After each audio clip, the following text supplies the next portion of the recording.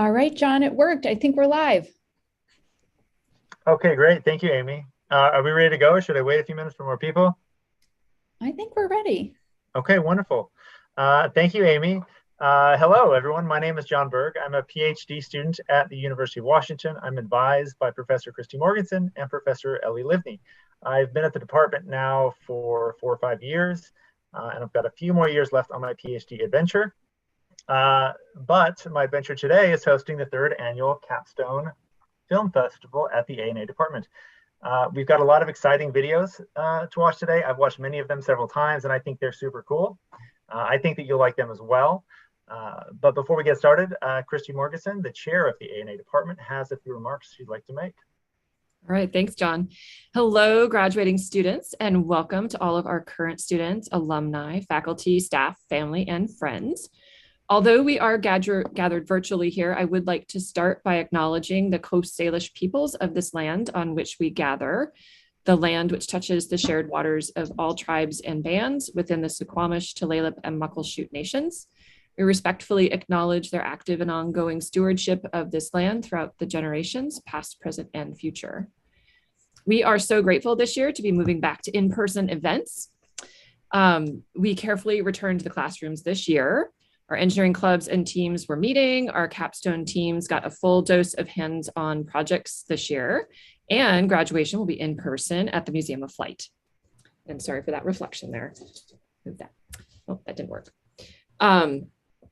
While we are thrilled to be coming out of pandemic restrictions, we did learn a few things when we couldn't gather in person. One of the best things we learned was how much we enjoy a good film festival.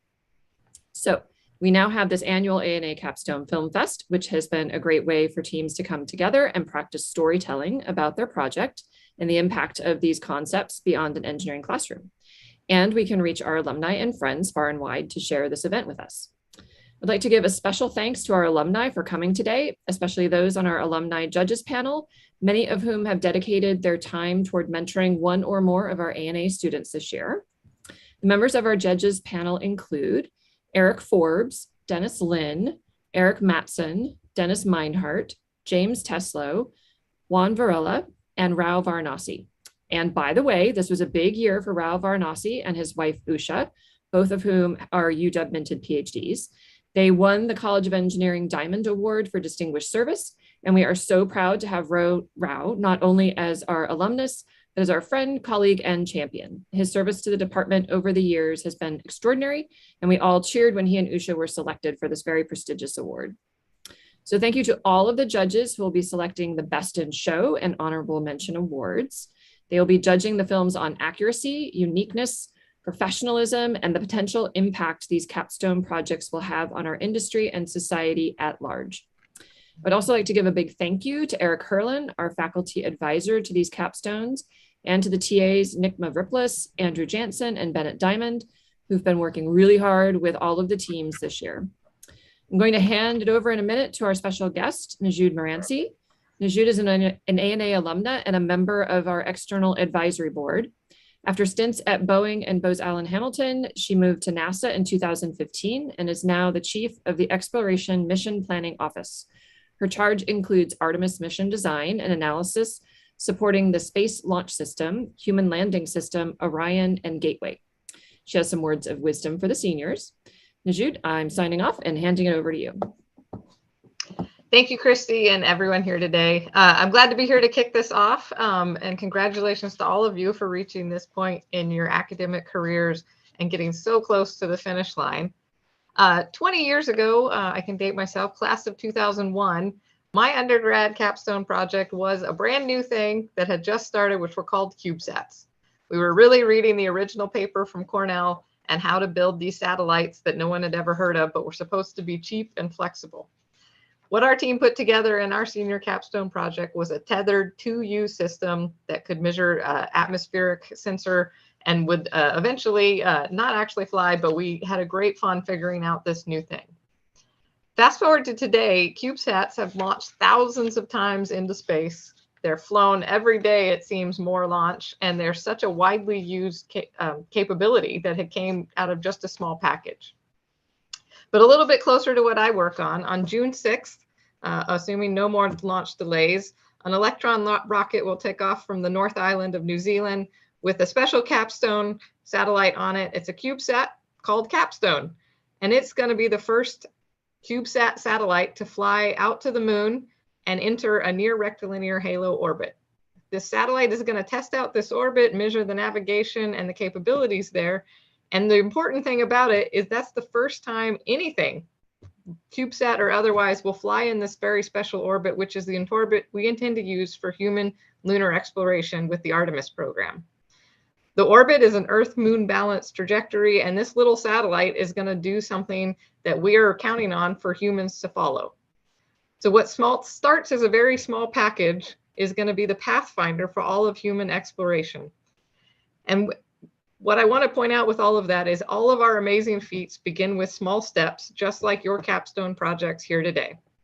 So I hope you all have a great time with the Film Fest. And this little capstone project is your small step into your future career and the proof that you can do big things to follow. So congratulations to all of you and good luck. Thank you. Thanks, Najud. As I mentioned previously, we have a lot of exciting videos to watch today. 8 videos, in fact, ranging from more aircraft-related videos to more space-related videos. And in fact, that's the order that we're going to see the videos today. We're going to see the aircraft ones, and then we're going to finish up with the more space-related videos at the end. Okay, one last thing to mention is voting. Viewers will be able to vote on the People's Choice Awards. The link to the ballot was emailed to students, faculty, and staff this morning. We will also put the link in the chat on YouTube and look for our posts on Facebook and Instagram. Everyone can vote regardless of your association with the department, so please vote. Also, as we roll these films, let's do a roll call on YouTube, on the YouTube chat, so we can know that we're all in here and we're watching. All right, so without further ado, we're going to start things off. We're going to start off with AeroVironment quadcopter redesign project. These students, their goal is to shoehorn 2 quadcopters inside of a military fixed-wing UAS that for later redeployment under certain constraints. And let's see how they accomplish their goal.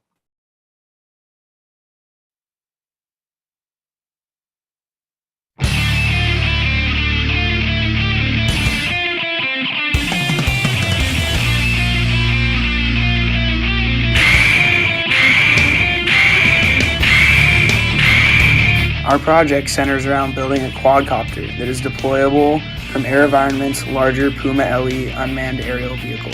Our team must meet 4 main customer requirements that AeroVironment has given us. Firstly, both of our drones must be able to fit inside of Puma's payload bay.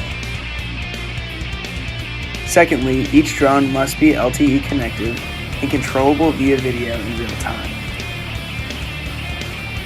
Thirdly, each drone must be able to recover from a mid-air tumble at a minimum altitude of 35 meters.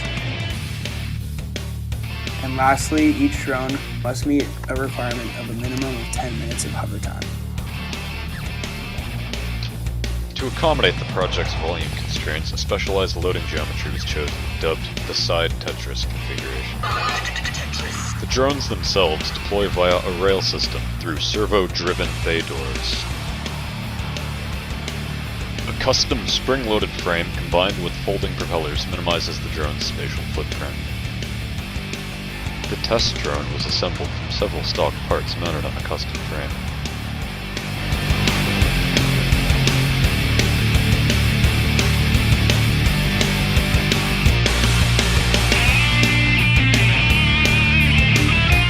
The frame itself was created using components cut from carbon fiber via water jet. What do I do?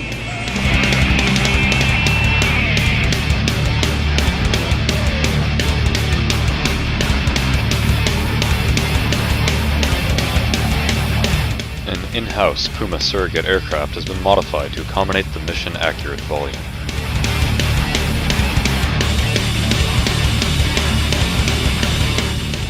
An acrylic box matching the mission-specific payload dimensions was installed in the surrogate aircraft.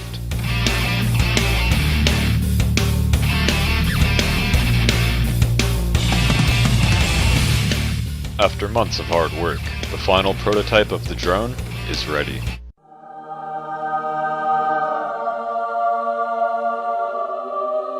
With all manufacturing plans fulfilled, the team transitions to the testing phase.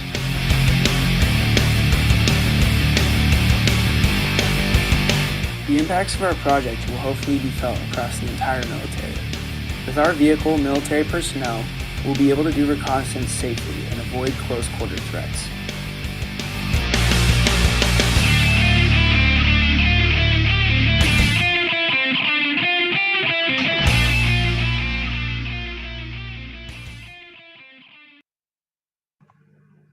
Wow, what a great way to get us going on the third annual Capstone Film Festival. Thank you, Aero Environment Capstone team.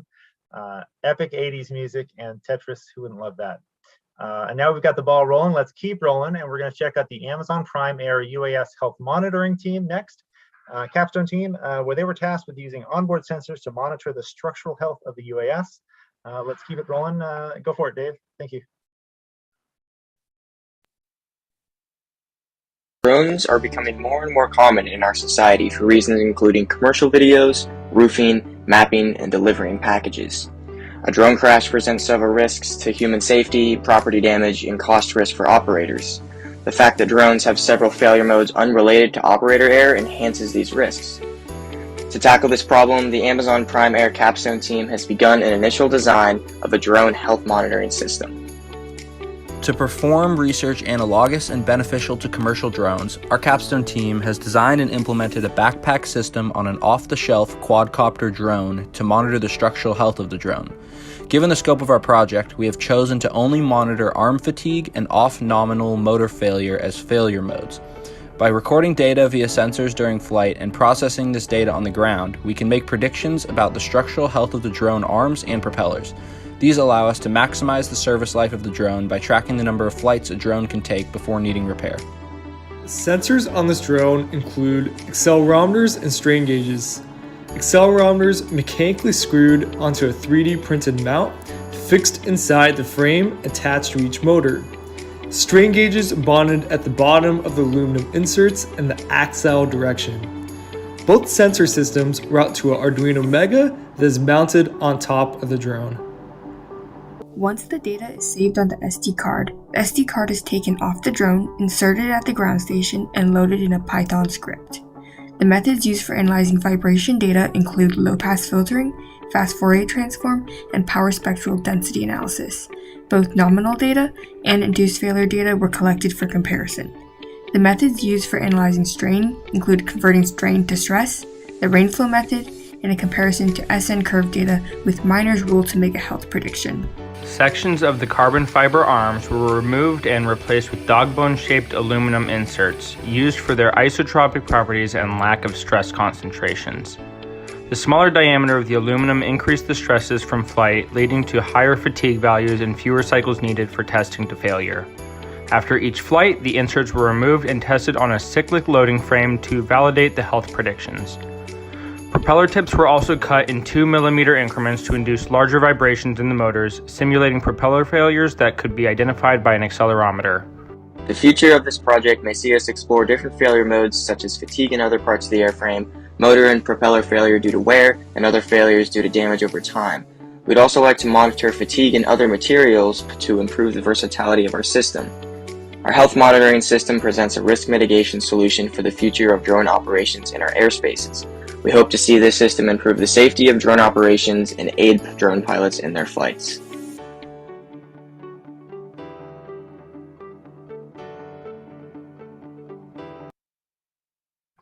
All right, wonderful job. Thanks, students. Hopefully that project can help us all get packages in Seattle in 30 minutes or less and help us have drone flights overhead safely at all hours of the day. All right, so next we're going to talk about, we're going to see a video for Big Ideas Partners Project Grizzly. So Big Ideas Partners is a startup incubator in the Seattle area, and their Project Grizzly Capstone team is tasked with a modernization of the classic Beaver aircraft. So let's check it out.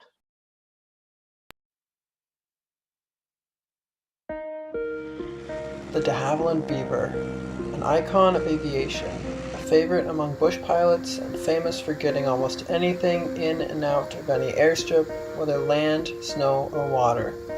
Argued to be the best bush plane of all time, the Beaver is still popular, but its 1940s technology is growing old and there has got to be a way to do something better.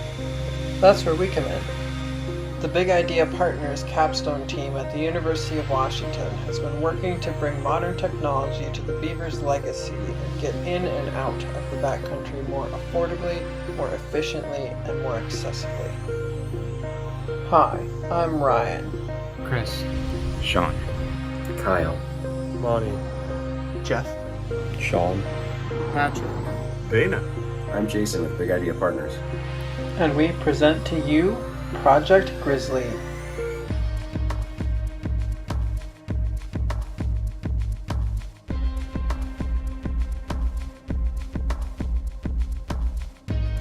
Our unique hybrid electric propulsion system uses one diesel engine in the nose supplemented by two wing-mounted electric motors for just under 700 horsepower at takeoff. Coupled with our double-slotted flaps and leading-edge slats, it is possible to get off the ground in under 200 feet. The batteries provide for over 10 minutes of climb at 2,000 feet per minute, or they can be conserved for your return trip home. Once you've reached a safe altitude above all terrain and obstacles, the electric motors can be shut off and the propellers feathered to cruise on the efficient diesel engine alone, burning just 10 gallons of fuel an hour compared to the Beaver's 22. Diesel fuel is far more available around the world than aviation-grade gasoline, opening more possibilities for mission destinations. As an added bonus, the electric propellers can be pitched to windmill during descent to act as speed brakes or to recharge part or all of your battery.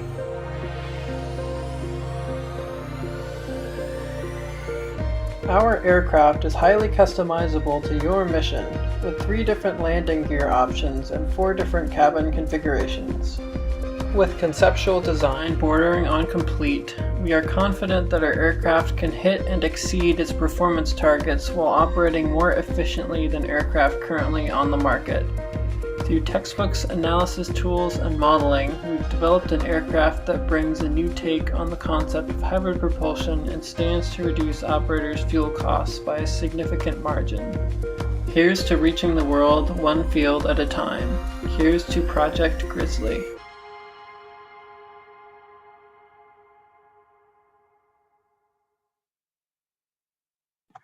All right, very cool project. Thanks, students. Yeah, I like the diesel electric engine and the 2 electric motors on the wings. That's very neat.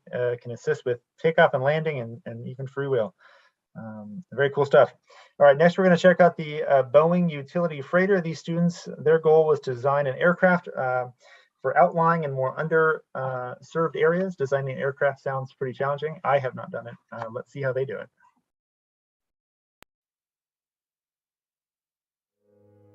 Air cargo remains a key element of global trade, carrying 35% of total trade measured by dollar value. The value of air cargo to world trade has been further highlighted during the COVID-19 pandemic, as the need to ship critical medical supplies and equipment quickly, securely, and over long distances has been underscored throughout 2020. According to the Boeing 2020 Commercial Market Outlook, it is predicted nearly 2,400 freighter aircraft must be delivered within the next 20 years to account for market growth. In this expansion, one potentially underserved area is easily moving freight to and from the more outlying areas to the larger cargo hub airports. These outlying regions are currently served by small cargo aircraft or by road trucks, where cargo needs to be unpacked and repacked for the smaller transport, greatly slowing distribution of critical supplies. The utility freighter with standard ULD capacity and minimal loading and unloading labor is the solution. Design began with concept sketches identifying key features such as initial loading ideas, cargo door placements, and wing configurations. The first CAD model developed included fully completed design details, a product of calculations obtained from Raymer's aircraft design textbook, which was extensively used in the design approach. Some key features established in this first iteration are the proposed fuselage cargo deck layout and the first wing and tail design. The high wing configuration and T-tail design were decided on for their advantageous loading clearance and high stall angles. As the aircraft model was developed, each stage of design and integration was highly focused on the aircraft's flexibility of operations. Adjustments to wing incidence, aspect ratio, and airfoil selection were picked to achieve a range of at least 1,000 nautical miles at a cruising Mach of 0.7. The landing gear configuration and fuselage dimensioning directly yield the aircraft's capability to load and unload with minimal ground handling equipment, as well as the inclusion of a main deck cargo inspection aisle and lower hold bulk cargo compartment. Much of the propulsion development was directly focused on fuel efficiency, climb gradient requirements, and runway distance specifics, as well as the weight considerations that in turn affect every piece of the aircraft design. The Boeing Husky utility freighter with a 15-ton capacity is mainly identifiable by its high wing configuration and 2 main cargo doors. The aircraft flight deck can sit 2 pilots, along with 3 additional crew members. The fuselage is designed to carry 5 AMA M1 cargo units. Its doors placed on either side of the wing root to allow for ease of access and for more efficient loading. To begin data comparison, OpenVSP was used to yield lift, drag, and the desirable aerodynamic coefficients that could be compared to data collected from wind tunnel testing. Each model was developed and tested in the 3x3 wind tunnel. Analysis alongside the OpenVSP results provided the validation of our conceptual design.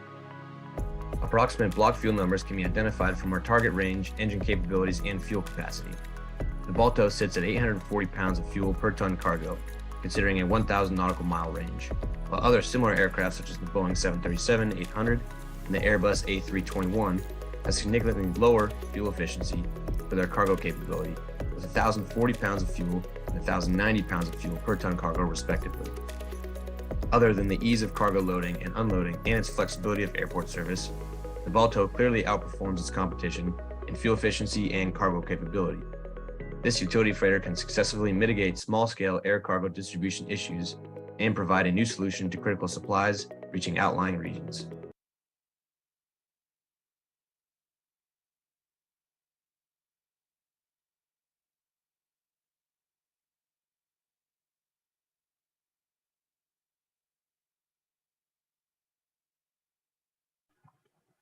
All right, very cool, very cool. It looks like that aircraft will have great utility. But seriously, very cool, lots of details, and a very professional video. Next, we're going to talk about, we're going to see the NASA SCALOS project. So that will be, the SCALOS stands for Supersonic Configuration at Low Speed. These students, their goal is to make sure that the Concorde dream lives on. That's not actually their goal, but I made that up. They'll explain it better. Let's roll it.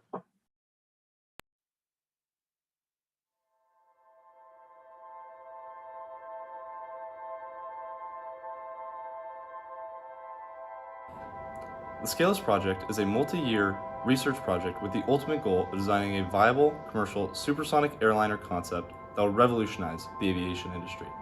This includes the complete design, documentation, and assessment of a supersonic airliner concept. The SCALOS team is split into a number of sub-teams to break down large project goals into smaller, specialized tasks, with the ultimate goal of designing an industry-ready supersonic airliner.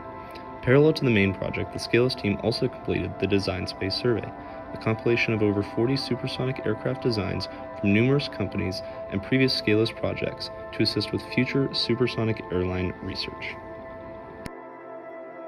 The 2022 fuselage has been reworked from both the 2015 and 2021 model options. The new iterations target part of the fuselage to be at a smoother and better aerial-ruled body that then creates more allowability in other areas of the aircraft, as well as suitable segues of the forward and aft portions of the fuselage. This year's fuselage revision generates tolerable wave drags that support the accomplishment of supersonic flight, in addition to being able to tolerate drags at low Mach numbers when transitioning from subsonic to supersonic. The landing gear was reevaluated for the 2022 model to reflect a more realistic configuration. The landing gear was repositioned to help support the weight of the aircraft when stationary, but more importantly when maneuvering through turns on the runway. The retraction of the landing gear was further studied to influence a more reasonable way of stowability and engagement. This year's RSAC model pushed to define the interior of the aircraft from seating options of economy and business with well over 100 seats, cockpit positioning with flight controls, emergency exits over the wings, and passenger necessities such as lavatories and cargo compartments. The propulsion subteam is a 5-member group that's currently focusing on modeling performance, positioning, and shape of the engines, their auxiliary systems, and the nacelles and nacelle structures. The twin engines that we are using are based on a design created by Rolls-Royce for the Boeing 765-072B concept aircraft, and that is a dual-spool, mixed-flow turbofan design with a diameter of 86 inches. The nacelle inlets are of an elliptical cowl design, which slows the air entering the engine without using any type of moving part. The major goals of the S&C team this year has been to create a fully functional supersonic airplane in a simulation environment to capture the different control effects of different trailing edge geometries, different nacelles, and different wing geometries to validate our Kirsten wind tunnel model. We have also used DATCOM, a software that allows us to get the static and dynamic stability derivatives, which we can then use to analyze the time responses to different modes during flight, such as phugoid and Dutch roll responses. The Concorde gave us a taste of supersonic air travel. It's a huge inspiration to the wide-eyed engineers of today and tomorrow. Our work built off of that of those who were determined to bring back the era of supersonic airliners. Though we haven't solved every single issue with supersonic aircraft, we can hold our heads up high, knowing that we helped mankind take one more step in the direction of breaking that barrier once more. It's time to bring the industry back up to speed. Supersonic speed.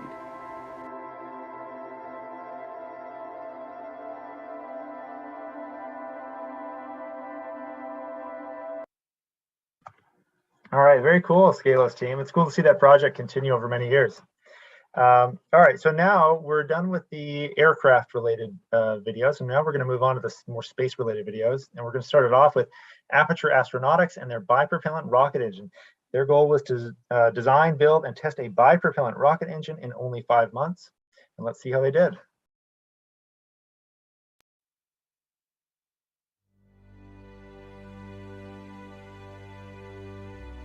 My name is Carter Vu. I'm the founder and lead for Aperture Astronautics. When I was in my junior year, I saw a lack of entry-level opportunities for students to get involved in hands-on design of rocket propulsion projects, and I founded Aperture Astronautics to provide an accessible solution for both myself and my peers. Our primary goal is to design, build, and test a bipropellant rocket engine in 5 months, and I'm incredibly proud of how far we've come.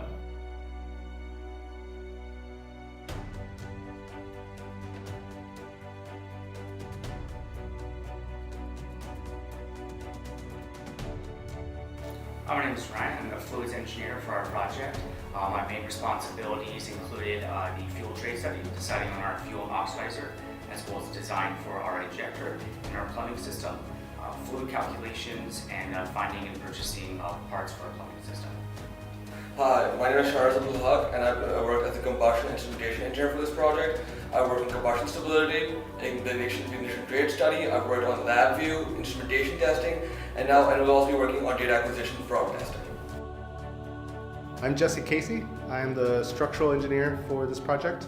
I took the lead in designing and sizing the rocket engine itself, as well as performing structural stress analysis to ensure the safety of the structure. I'm Richard. I'm our thermal and test engineer. I'm responsible for thermal analysis, testing setup, test procedures, and conducting our experiments. Hello, my name is Tyran Nguyen, serve as lead design manufacturing engineer. My task is to design, create CAD models, drawings, and executing manufacturing process, aka the loudest guy in the team.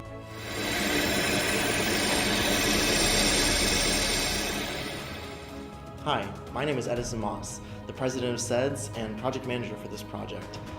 My responsibilities include compatibility and integration, safety, and purchasing. Here we have the injector plate, combustion chamber, and nozzle for our engine. Low-weight, low-thrust bipropellant engines, such as this one, have in-space applications in commercial space stations and situations requiring retro-thrust control systems. Our engine will be mounted to a test stand loaned to us by the Air Force Research Labs and will be tested in a cold flow configuration to validate models and test stand operations. Throughout the process, we're committed to providing equitable access to propulsion knowledge to students across technical and cultural backgrounds.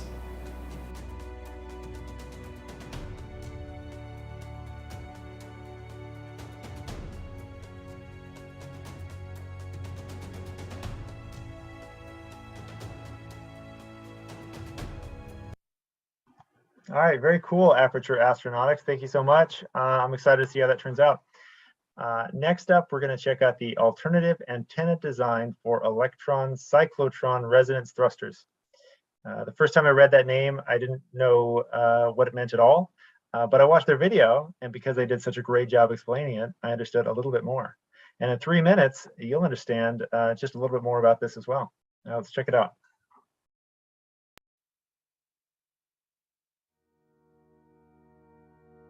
Hi everybody, we are the Electron Cyclotron Resonance Thruster Capstone Group, or ECR for short.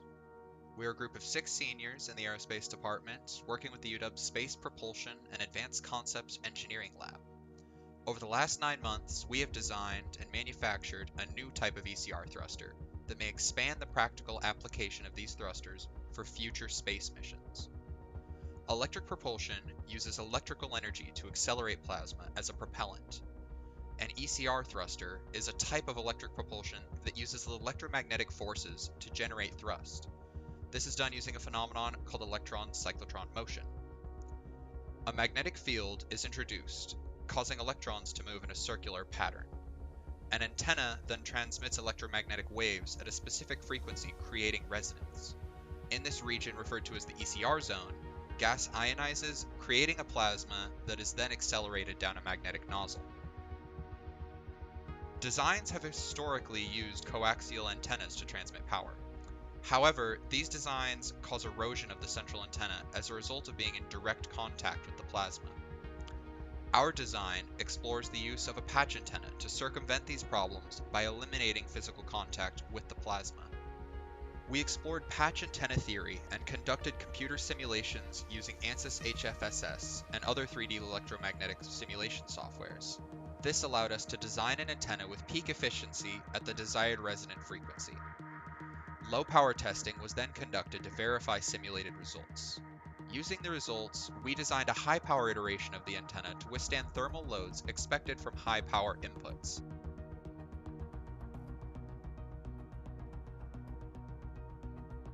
The high power design increased contact surface area with thermally dissipative materials to make use of conduction and radiation in a vacuum environment where convection is not an available method of heat transfer. The body of the thruster was then designed to accommodate the high power antenna, taking into account integration with the ring magnets for the magnetic nozzle, mounting to Spacelab's inverted pendulum thrust stand to collect data, and the gas injection mechanism.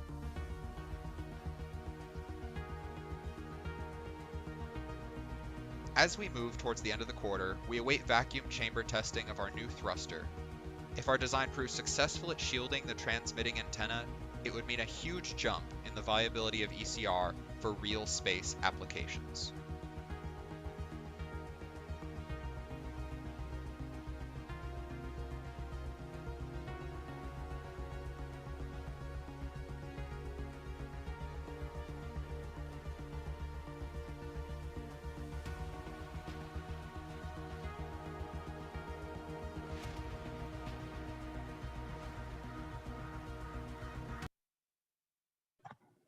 All right, very cool, ECR Capstone team. Thank you so much. Now we're on to the last but not least, the Turion Space Capstone team, and they're going to help humanity. Well, they're going to help Turion Space with a growing space problem. Maybe help humanity. I don't know. Their video starts off a little mysterious, so I'll let you all figure it out, and they'll tell you about it. Let's check it out.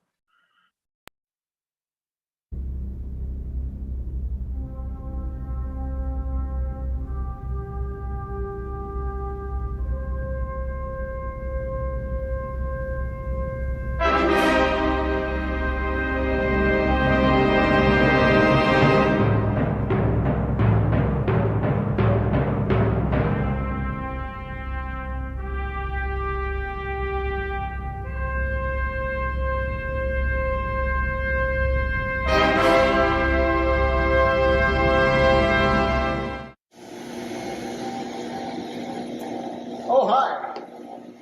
Didn't see you there. You may be wondering where we come into the picture. Well, let me tell you. Up to this point, the only solution to this problem is to let debris fall back to Earth on its own. But Turion Space is looking to change that with active debris removal. In order to test our software with real camera systems, our team was tasked with creating a modular hardware-on-the-loop machine vision test bench system inspired by those used to test Star Tracker cameras. Let us show you what we mean.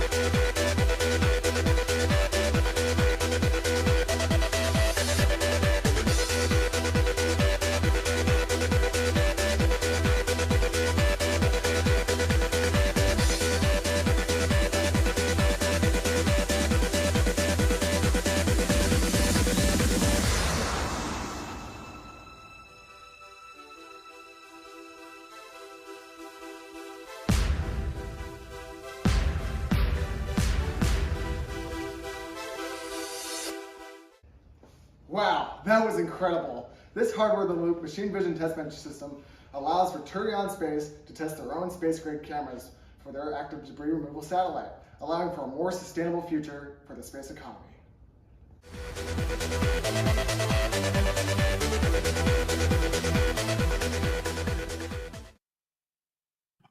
Thank you, Turion Capstone team. Great job. All right. Well, that concludes the third annual A&A Department Capstone Film Festival. This is clearly a very talented group of individuals, and I'm sure they all have bright futures in industry or graduate school for those that choose that path. And I also want to say that it takes a lot of skill to convey technical engineering knowledge in an entertaining way in only a 3-minute long video. And so they've succeeded in that goal as well. So congratulations to these students. They should be proud of themselves. I also want to thank everyone for watching, and thank you to Professor Christy Morganson, Najud Moranci, alumni judges panel, including Eric Forbes, James Teslow, Juan Varela, Dennis Meinhardt, Dennis Lin, Rao Varanasi, and Eric Matson. I'd also like to thank our industry sponsors, AeroVironment, Amazon Prime Air, Big Ideas Partners, Boeing, NASA, and Turion Space, and of course the Capstone teams. That's it for this year, and remember to vote. Thank you.